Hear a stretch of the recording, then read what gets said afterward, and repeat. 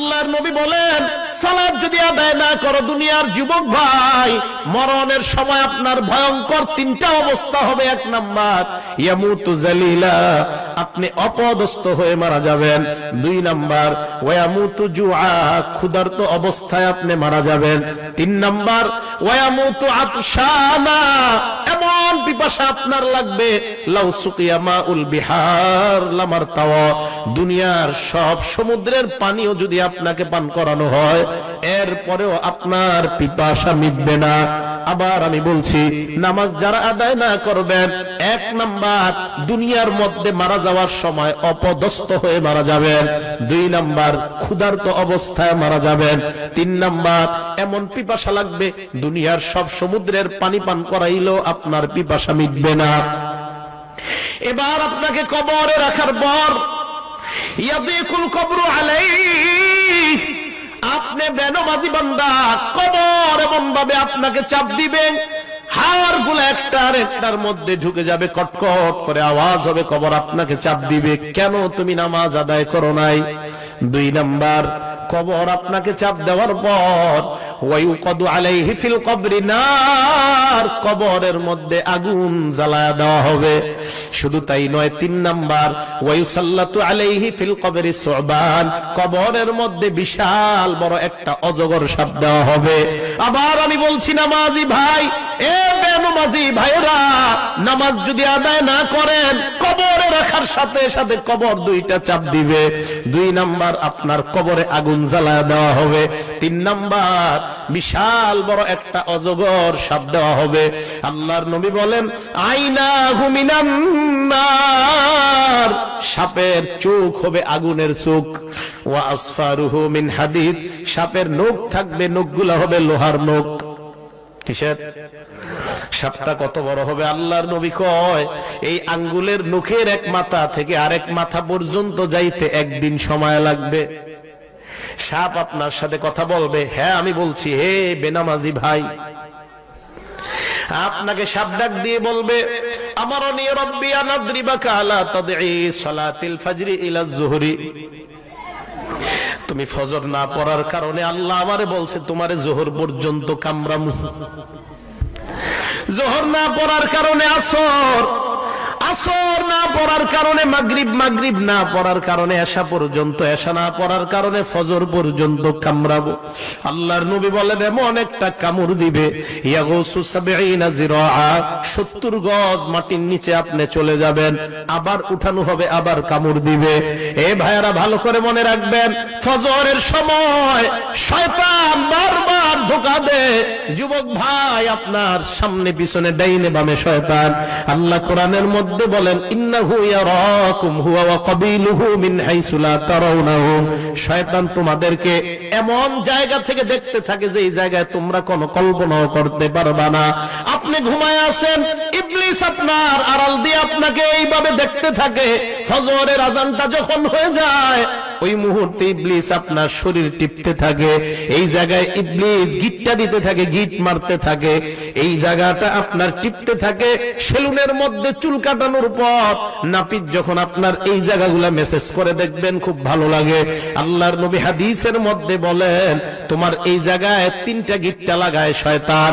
তুমি যখন উঠবা, ওঠার পর নবী বলেন সাথে সাথে এমন করবা, চোখের নিচে যখন এমন করবা, করার পর দোয়া পড়বা, আলহামদুলিল্লাহিল্লাযী আহইয়ানা বাদামা আমাতানা ওয়া ইলাইহিন নুশুর।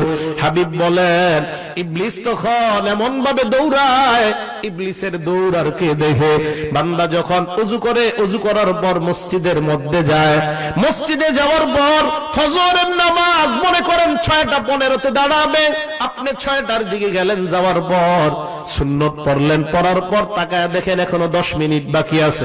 আল্লাহর নবী কয়, ইন্তিজারুস সালাতি সালাত, এই যে 10 মিনিট ইমামের জন্য অপেক্ষা করবা, এই 10 মিনিট তুমি নামাজ পড়লে যে সওয়াব, নামাজের সওয়াব আল্লাহ তোমার আমলনামায় দিয়ে দেয়। এরকম হয় না? যোহরের 4 রাকাত সুন্নত পড়া খালি ঘড়ির দিকে তাকায়, দেখে 1:30 কখন বাজবে বা 1:15, তো তাকায় দেখেন এখনো 20 মিনিট বাকি। এই যে 20 মিনিট নামাজের অপেক্ষায় বসে থাকবেন, পুরা 20 মিনিট নামাজের সওয়াব দিবে আল্লাহ। স্পষ্ট হাদিস। আরেক হাদিসে আমি পেয়েছি, ঘর থেকে যখন আপনি বের হন, ঘর থেকে কিসের নিয়তে? নামাজের, অন্য কোনো নিয়ত করবেন না, নামাজ। এই প্রত্যেকটা কদমে কদমে আপনাকে নামাজের সওয়াব দিবে আল্লাহ। তবে নিয়ত থাকতে হবে শুধু নামাজ, অন্য কোনো কাজ না। বের হইলেন, বের হওয়ার পর শুধু নামাজের নিয়তে আপনি যাবেন, কেমন যেন নামাজে ঢুকে গেছেন আপনি। এখন বলেন, এই যে কবরের ভয়ঙ্কর তিনটা শাস্তি, এই শাস্তিগুলা কি আমরা ধারণ করতে পারবো? আরো জোরে বলেন। তাহলে যারা আছি আমরা এই জায়গায় এক ওয়াক্ত নামাজও কাজা করব না, রাজি আছি ইনশাআল্লাহ? সবাই রাজি আছি ইনশাআল্লাহ? এক ওয়াক্ত সালাত আর কখনো কাজা করব না, সবাই রাজি আছেন? হাত নামান। তো আল্লাহ বললেন, মসজিদ যারা নির্মাণ করবে, এক নাম্বার যারা ঈমান আনে, দুই নাম্বার যারা সালাত কায়েম করে। কায়েম শব্দটা বলছে আল্লাহ। কায়েম করা অর্থ হলো প্রতিষ্ঠা করা। এই প্রতিষ্ঠা করা অর্থ হলো নিজে নামাজ পড়বেন, পরিবারে নামাজের কথা বলবেন, সমাজের মধ্যে নামাজ প্রতিষ্ঠা করবেন। এটা কেন বললাম? রুহের জগতে আল্লাহ আমারে আর আপনারে সবাইরে বলছে আলাস্তু বিরব্বিকুম, একদম সবাইকে, ফেরাউনকেও, হামান, সাদ্দাত, কারুন, যত বেঈমান ইমানদার নবী ওলি সবাই ছিল, আমি আপনি সবাই ছিলাম। তো আমাদেরকে ডাক দিয়ে বলছে আলাস্তু বিরব্বিকুম, আমি কি তোমাদের রব না? আমরা সবাই বলছি জি আল্লাহ, আপনি আমাদের রব। ফেরাউন কি বলছে বলেন? কে রব? কারুন বলছে কে রব? হামান বলছে কে রব? আল্লাহ নবী মুহাম্মদ সাল্লাল্লাহু আলাইহি ওয়াসাল্লাম উনিও বলছে কে রব? আমি আপনি আমরা সবাই বলছি রব কে? প্রশ্ন কয়টা? জোরে বলেন কয়টা? এই এক প্রশ্নের মধ্যে প্রশ্ন 6টা। বলেন কয়টা? এক নাম্বার, আমি কি তোমার ব্যক্তি জীবনের রব নই? দুই নাম্বার, আমি কি তোমার পারিবারিক জীবনের রব নই? তিন নাম্বার, আমি কি তোমার সামাজিক জীবনের রব নই? চার নাম্বার, আমি কি তোমার অর্থনৈতিক জীবনের রব নই? পাঁচ নাম্বার, আমি কি তোমার রাষ্ট্রীয় জীবনের রব নই? ছয় নাম্বার, আমি কি তোমার আন্তর্জাতিক জীবনের রব নই? এই 6টা প্রশ্ন আল্লাহ করছেন। এই 6 প্রশ্নের জবাবে আমরা বলছি হ্যাঁ আল্লাহ, তুমি আমার রব। আমি নিজে নামাজ পড়লাম, সমাজে নামাজ কায়েম করলাম না, আল্লাহর কাছে জবাব দেওয়া লাগবে। তুমি না ব্যক্তি জীবনের রব, আমাকে মানলা, নামাজ পড়লা, এটা তো নিজের জন্য পড়লা, তোমার ছেলের নামাজের কথা বলছো কিনা? না মাবুদ বলি নাই। তাহলে কোথায় তুমি পারিবারিক জীবনে তো আমাকে কায়েম করলা না। সমাজের মানুষকে নামাজের দাওয়াত দিয়েছো, না মাবুদ আমি দেই নাই। আল্লাহ বলবেন তুমি না সামাজিক জীবনে আমাকে রব মানলা, তাহলে সমাজের মধ্যে কেন আমাকে তুমি প্রতিষ্ঠা করলা না?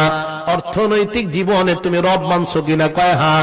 আল্লাহ বললেন তাহলে সুদ কেন খাইতা? সুদ খাওয়ার অর্থ অর্থনৈতিক জীবনে তুমি আমাকে রব মানো নাই। রাষ্ট্রীয় জীবনে আমাকে রব মানছো? কয় হ্যাঁ। আল্লাহ বলবেন রাষ্ট্রের মধ্যে ইসলামের বিরুদ্ধে কত কথা হয়, এই কথার প্রতিবাদ তুমি কখনো করছো কিনা? না করি নাই। তার মানে রাষ্ট্রীয় জীবনে আমাকে রব মানো নাই। আন্তর্জাতিক